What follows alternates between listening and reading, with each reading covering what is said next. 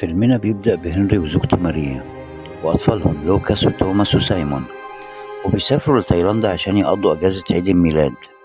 وحجزوا منتجع وبيقول لهم الموظف إن هنا الجو حلو وهادي جدا وإنهم هيستمتعوا، وفعلا قضوا يوم حلو سباحة ولعب وتعشوا بالليل. تاني يوم طلعوا للشط يسبحوا وكان الجو هادي جدا.